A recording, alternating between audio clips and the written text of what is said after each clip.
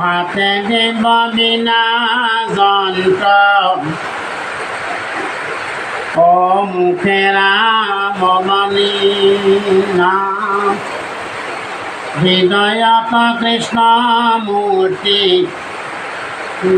অবিশ্ৰাম প্ৰেমে দ্ৰৱচিতয়াতি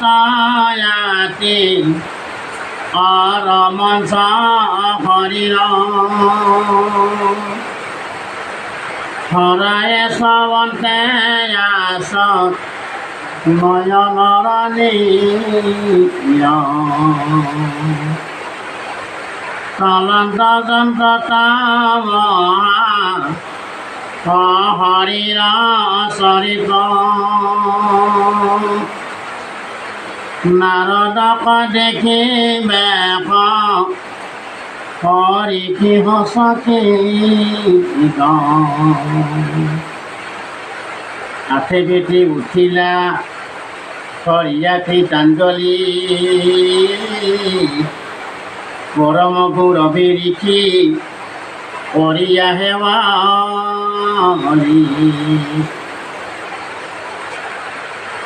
হাতত দিব্য বীণাটো লয় যন্ত্ৰটো লয় মুখত ৰাম নাম হৃদয়ত কৃষ্ণমূৰ্তি অবিশ্ৰাম ৰাম নাম মানে নাৰদে বীণাত হৰিৰ নাম মুখত হৰিৰ নাম হৃদয়ত কৃষ্ণমূৰ্তি লৈ বেৰাই ফুৰে সমগ্ৰ জগততে আৰু এনেকুৱা প্ৰেম ভক্তি গা ৰোমাঞ্চিত হয় চিত্ৰ দৌৰিবলৈ ধৰে আৰু দুই নয়নৰ পৰা চকুৰো ওলাব ধৰে এইটো হ'ল অপ্ৰেম ভকতি যাৰ আছে ঠিক তেনেকুৱা হয় গতিকে যন্ত্ৰত তেওঁৰ বিনাত মহৰিৰ গুণচৰিত্ৰবিলাক তুলি লয় আৰু এনেকৈ হৰিৰ নাম গাই কি পালে বদৰিকী আশ্ৰম নাৰদক দেখি দেশৰীতিয়ে আচৰিত হয় আচৰিত হয় হাত জোৰ প্ৰণাম জনাই সেৱা জনায় আৰু সুন্দৰ কৰি সদিলন্তয়া খনয়ানি অৱখে বাৰ কৰে অপাদ্য অৰ্ঘে গন্ধে ধূপে পূজিলা দৰে এৰাম প্ৰণে পাতে পুচিলা কুশলায়াগ মনয় অনাৰদে পুচিলা পাছে বেশতব চন সাখেয়াবলন্তৰিকী কহেয়া বৃত্তান্তয় কিবা হেতু নাহি কেতু মাৰ চিত্ত খণ্ড তেওঁ সুন্দৰ কৰি কি কৰিলে নাৰদক আসন দিলে আগবঢ়াই আৰু আসন দি দিয়াৰ আগত কি কৰিছিল তেওঁ কন্ধে পুষ্পে ধূপে তেওঁক চৰণত পূজা কৰিছিল আজিও ভকত সংগত আছে ভকতৰ হেৰিত আছে ভকত আহিলে কি কৰিব লাগিব সেইটো আমি নাজানো নহয় আৰু সেইটো জানে ভকত আহিলে কি লয় মই সাদৰিম লয়ব চৰণৰ ধূলি চৰণৰ ধূলি হিৰে লয়ব তুলি চিত্ত শুদ্ধ হইব বুলি ৰাম চিত্ত শুদ্ধ হইব বুলি। ঠিক এনেধৰণে নাৰদক সহযোগ হত্যা কৰিছিল দেশে।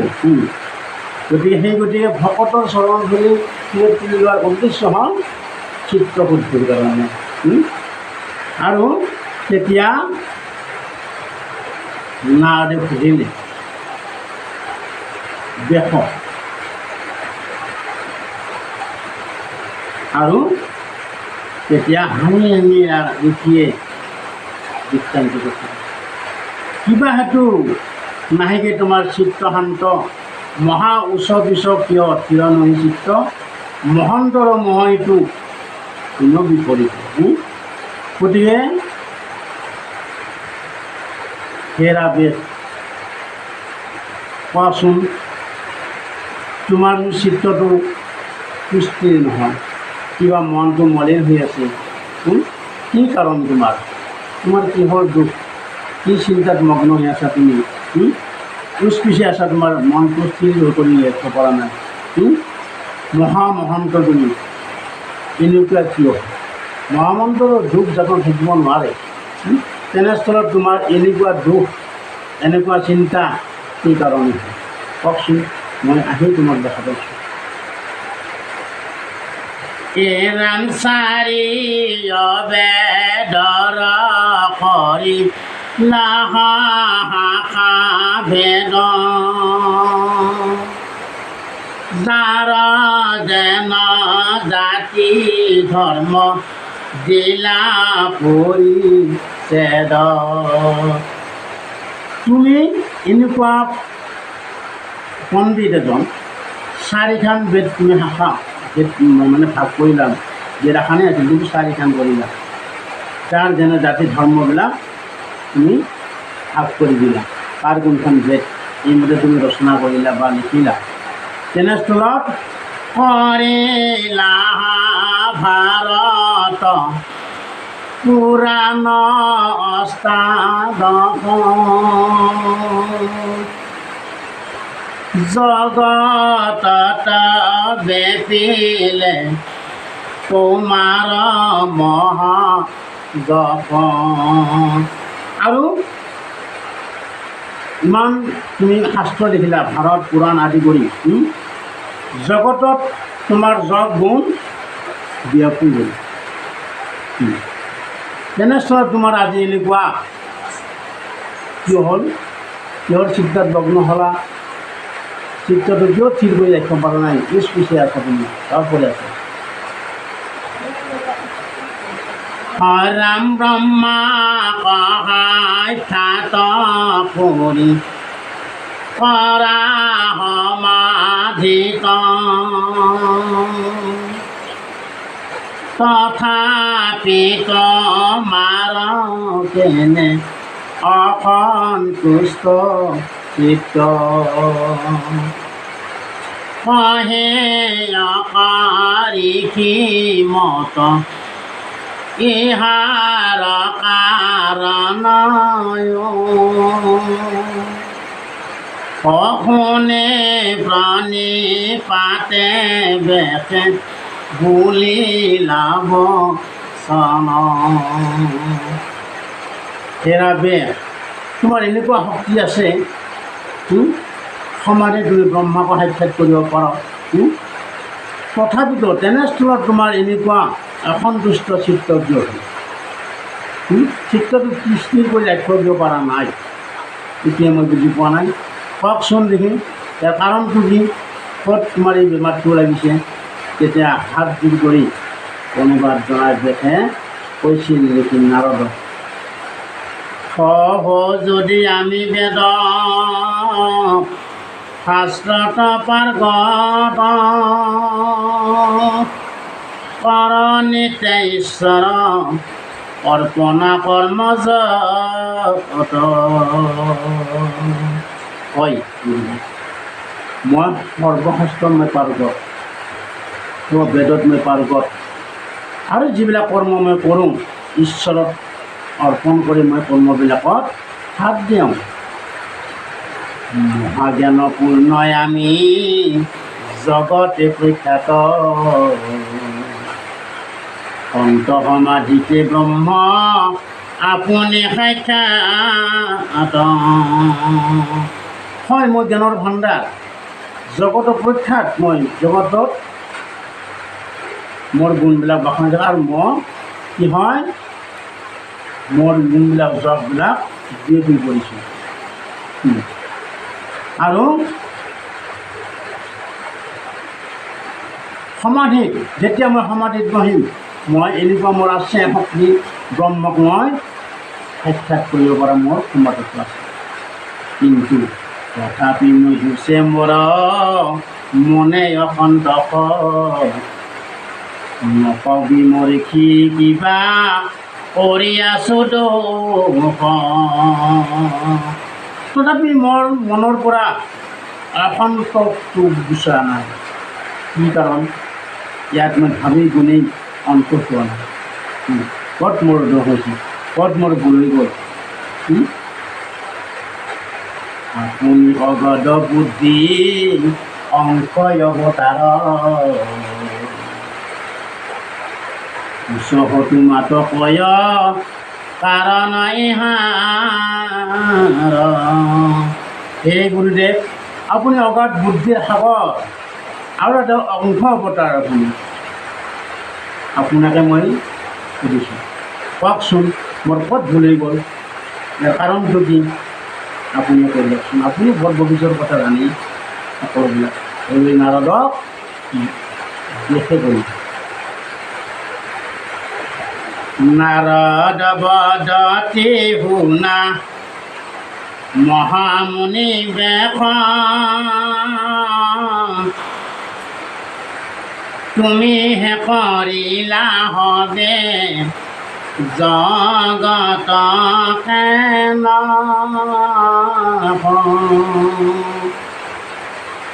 নিৰন্তৰে পশুৰ লৈলা তুমি প্ৰাণ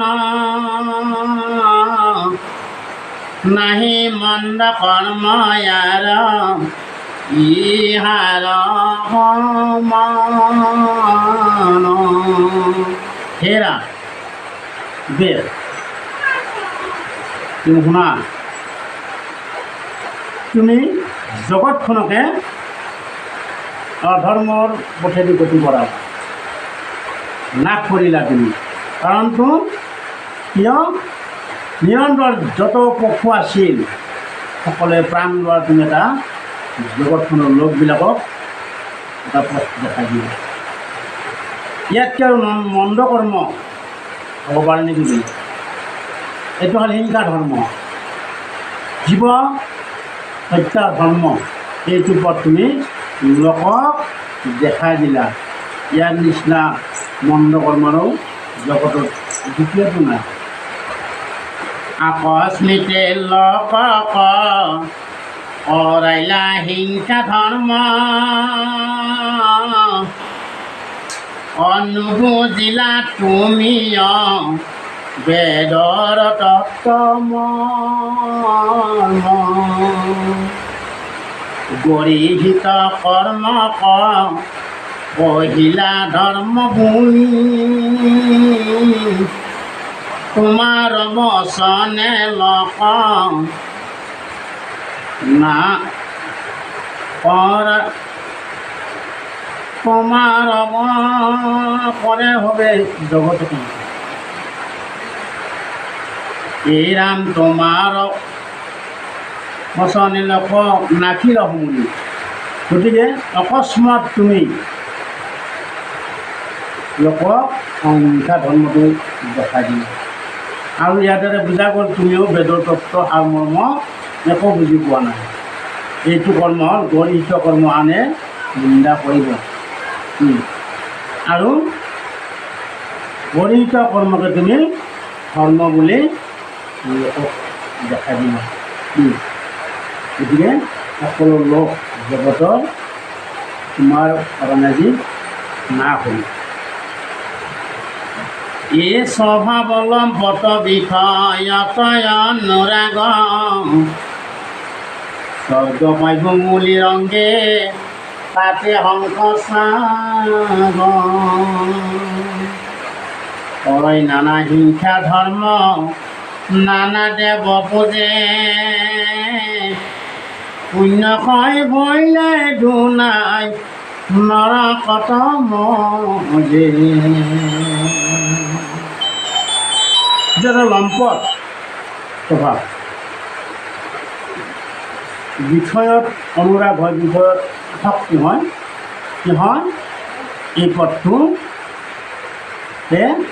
শ্ৰেষ্ঠ পথ বুলি ধৰি স্বৰ্গ পাম বুলি আনন্দ কৰি হাঁহ পাৰ খেদক বলি দিয়ে যে মোৰ মনৰ কামনা নিশ্চয় পূৰ্ণ হ'ব এতিয়া স্বৰ্গ সুখ পাম তেতিয়া গৃহত সকলোবিলাক আহি উপস্থিত হ'ব বুলি মই মোক পূজা কৰিছোঁ আজি ছাগাল বলি দিছোঁ কালি মোক দিছোঁ সেয়ে অন্যান্য ভৰ্তি হ'ব কিন্তু স্বৰ্গ সুখ বুলি ভাবে নিজেই লাগে তাকে পোৱা যাব কিন্তু স্বৰ্গ সুখটো খন্তেকীয়া স্বৰ্গ সুখটো যেতিয়া পুণ্যখিনি হয় না হ'ব তেতিয়া স্বৰ্গৰ পুনৰ মতলৈকে আহিব লাগিব আৰু পুনৰ তাতে স্বৰ্গ সুখটো ঠিক এনেকুৱা গতিকে এইটো হ'ল নানা হিংসা ধৰ্ম দেৱ পূজা কৰে কৰয় নানা হিংসা ধৰ্ম নানা দেৱ পূজে পুণ্য ক্ষয় ভৰিলে দুনাই নৰকতে মজে এইটো হ'ল হিংসা ধৰ্ম নানান দেৱ দেৱী পূজা কৰে কৰি পশুবিলাক বলি দিয়ে আৰু তাৰ ফলত কি হ'ব পুণ্য ক্ষয় হ'লে নৰকত মজে স্বৰ্গসুখ খন্তেকীয়া সেইখিনি যেনে আমি কিছু ধন আছিল সেই ধনখিনি শেষ হোৱাৰ পিছত আমাৰ আৰু কি হ'ল আৰু হাহাকাৰ লাগে সেইখিনি শেষ হৈ গ'ল অশাশ্বত স্থায়ী বস্তু নহয় স্বৰ্গসুখটো স্থায়ী নহয় গতিকে সেইখিনি ধন সেইখিনি পুণ্য ক্ষয় হৈ গ'লে পুনৰ আৰু ক'ত হ'ব নৰকত বাহা হ'ব যদি জ্ঞানী গণে তাক কৰে নিবাৰণ আৰু তাৰ বাক্য নমানে কজন বলয় উপালম্ব কৰি বচন খণ্ডিত বেশতয় অধিক হৈল এহন্তে পণ্ডিত আৰু যদি কোনোবাই ধৰি লওক কোনোবাই পূজা বুলি দিয়ে ছাগলী এটা লৈ যাই আছে পানী চচি ৰাস্তাইদি কোনোবা সাধু এজন মানুহে লাগ পালে ক'ৰপৰা সেইটো ককনে আহে সেইটো ককনে পানী চচি হওক তাতে পূজা আছে বলি দিব ইচ ইচ ইচ ৰাম ৰাম এইটো দিব এইটো কৰিব নাপায় বাধা দিলে তেতিয়া সেইজন মানুহে কি ক'ব জানে না ঐ তুমি দেশতকৈ পণ্ডিত নেকি দেশতকৈ বেছি জানা নেকি এইটো প্ৰশ্ন কৰিব গতিকে উপলম্ব কৰিব ঠাট্টা কৰিব যে তুমি দেশতকৈও পণ্ডিত নেকি দেখে লিখি দিছোঁ মই শাস্ত্ৰত লিখি দিছোঁ দেখে যে পূজা বতল বলি বিধান কৰিলে মনৰ কামনা পূৰ্ণ হয় স্বৰ্গ সুখ পায় আৰু তুমি আজি বুজিছ পাপ কামটো জীৱ হিংসা কৰ্ম বুলি কৈছা যোৱা তোমাৰ কথা আমি নামানো এই বুলি জ্ঞানী মানুহজনৰ কথা উৰাই দিয়ে এই প্ৰকৃতি কহিলা তুমি আনহে ধৰ্ম নকৰিলা প্ৰখ্যাত কৰি কৃষ্ণ কীৰ্তন সিজিলত মাতৰিকি পৰম অন্যায় নাহি পুষ্ট চিত্ত তব এই অভিপ্ৰায় মৰৈ উপদেশে কৰা ভাগৱত শাস্ত্ৰ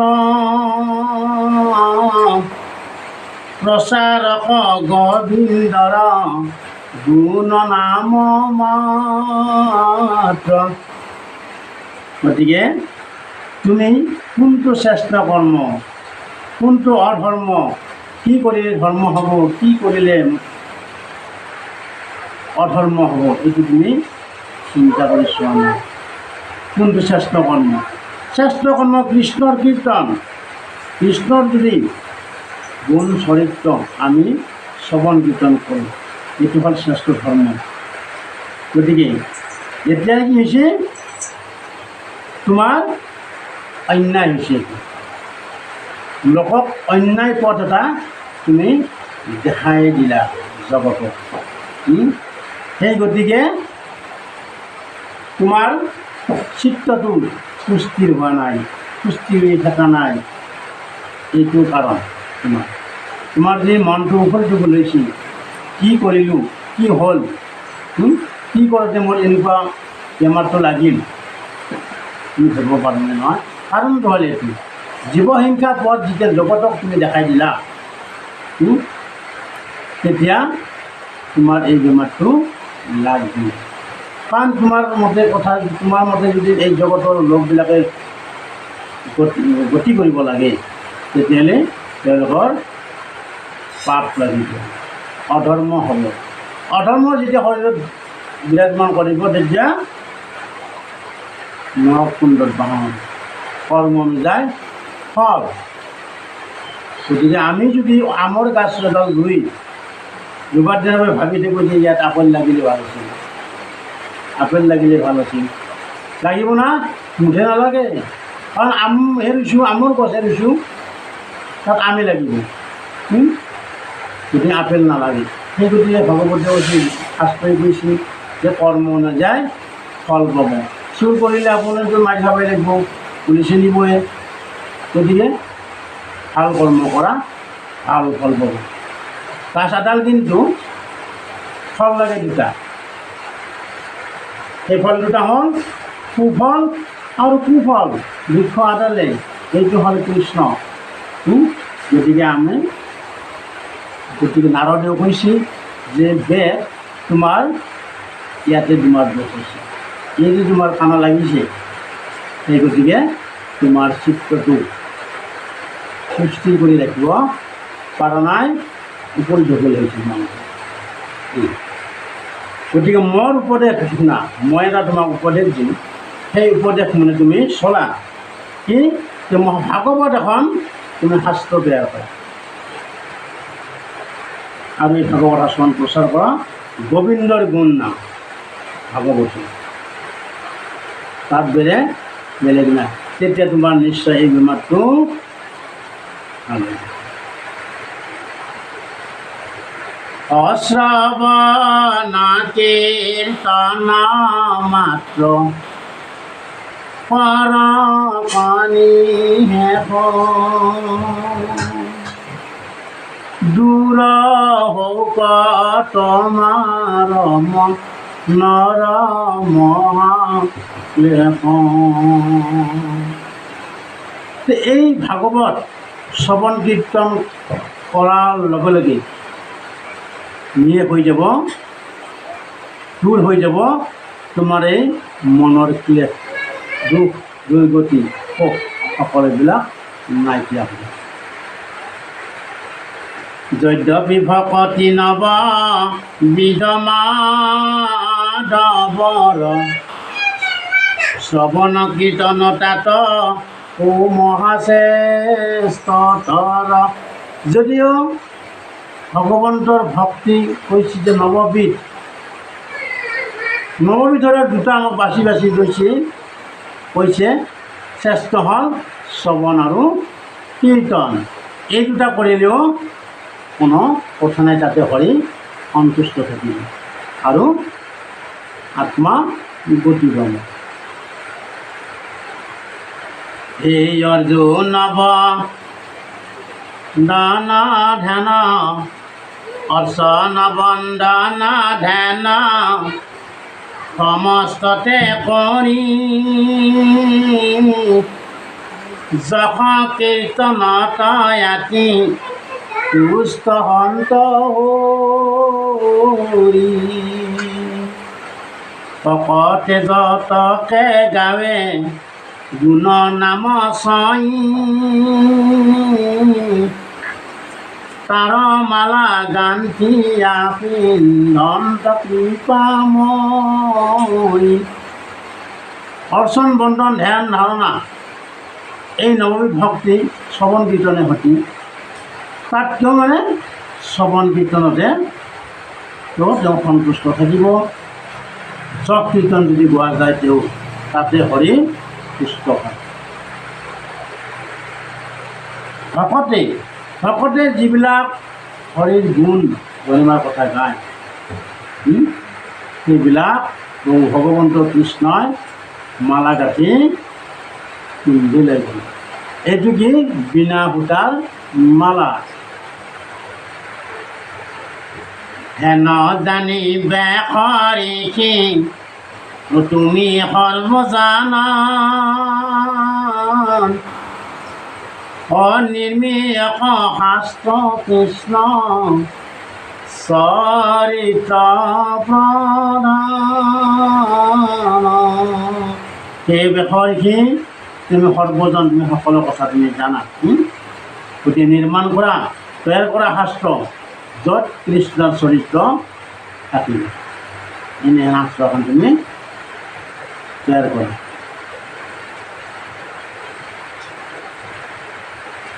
ই জিত বাক্য নাই নাম কৃষ্ণৰ চৰিত্ৰ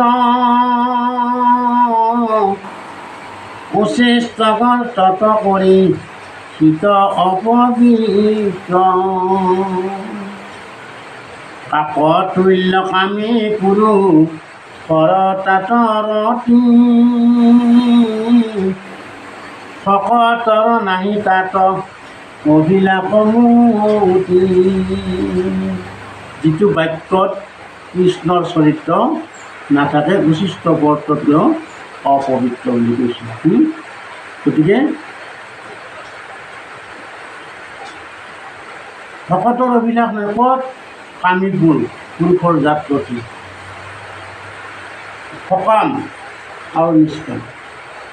ভকত সদায় নিষ্কামৰে থাকে। সকামী পুৰুষবিলাকৰ তাৰ প্ৰতি নাই, ভকতৰ সকামত নাই। আমি সদায় ভগৱন্তক ভাবিব লাগে নিষ্কাম মনে, কামনা স্বৰূপে নহয়। কামনা স্বৰূপে ভাবে যদি ন খন্তেক সময়হে দিব, তাৰপিছত এইটো আৰু লৈ যাব। অজিত বাক্য আছে গুণ নাম মাধৱৰ শীত বাক্য হৰে পাপ জনসমূহ। যিটো বাক্যত মাধৱৰ নাম আছে যিটো শ্লোকত, আৰু সেই বাক্যটোৰে কি হয় সকলো পাপবিলাক হৰণ হৈ যাব। নামেহে হৰণ কৰিব পাৰে, হৰণতে হৰি। গতিকে নাম বিনে কোনো গতি পাব নোৱাৰিব। ভকতি বিহীন জ্ঞান কৰ্ম বেবেশ কহিলো স্বৰূপে বেদান তৰ তত্ত্ব।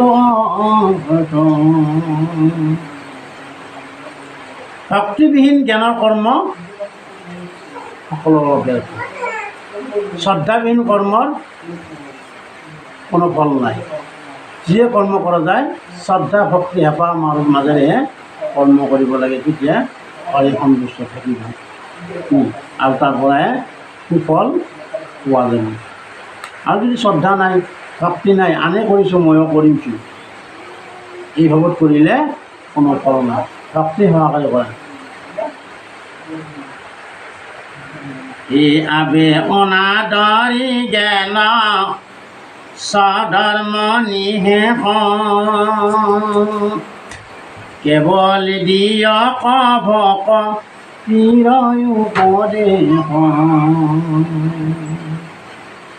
ভকতি কৰে সংঘ বন্দনা ভকতিৰ প্ৰভাৱ শুনিয়ৰি শিৱে গতিকে আমাক অন্য নালাগে ভক্তিৰ উপদেশ দিয়ক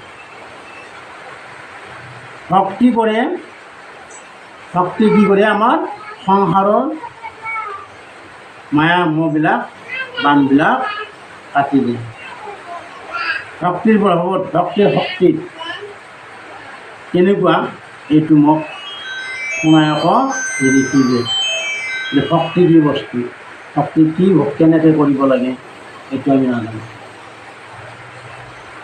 স্বধৰ্মক তেজি ভজি কৃষ্ণক সম্প্ৰতি তাত প্ৰেম পূৰ্ণ দেৱী নভয় লাভমতি শৈলভ্ৰষ্ট যদি বা অল্পতে গইলা প্ৰাণ জানা নাই তথাপি তাক সাৰ কল্যাণ কৰি হেৰা কৰ অংগীকাৰ অধম জাতি তত যদি জন্ম ভৈল জনিত কৰ্মিত কৰি তথাপি অধিক দেৱৰ বন্দনীটো ভকতি ৰখে নজানি মহাবুদ্ধি মন্ত্ৰ যিটো জন ভকতিৰ অৰ্থে মাত্ৰ